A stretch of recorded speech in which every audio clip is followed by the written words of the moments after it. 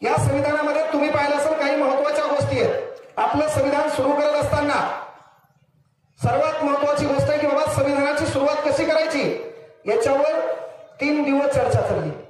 3 दिवस चर्चा चालत असताना काहीच म्हणणं आलं की बा संविधान सभेमध्ये 389 सदस्य आहेत। पाकिस्तान निर्माण व्हायचा राहिला होता। 23 मार्च 1946 ला आपल्या भारतामध्ये कॅबिनेट मिशन आलं।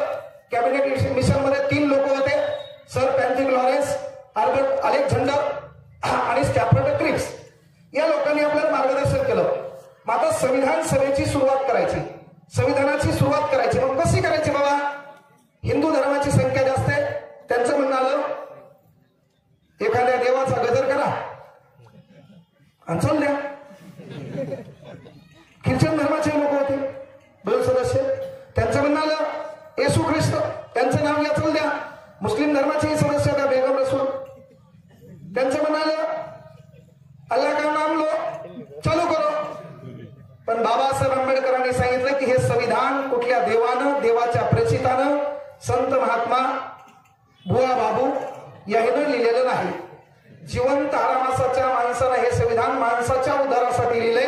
म्हणून याची सुरुवात करताना आपण केली आम्ही भारताचे लोक। सुरुवात काय केली आपण? आम्ही भारताचे लोक। आणि मग सुरुवात करताना त्याच्यात काही तत्व सांगितलं की या संविधानात आहे काय बाबा?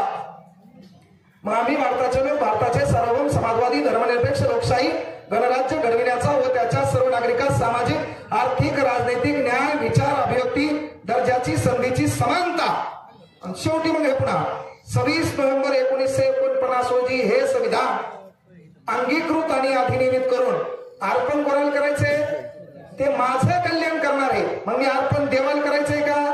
मी अर्पण एखाद्या संताला करायचंय का? नाही। 26 नोव्हेंबर 1949 रोजी हे संविधान अंगीकृत आणि अधिनियमित करून स्वतः प्रत अर्पण करत आहोत। तर माझं कल्याण कसं होणार आहे? त्यानं होणार आहे। मग मी अर्पण कोणासाठी करणार आहे? स्वतःसाठी करणार आहे। इथं बसले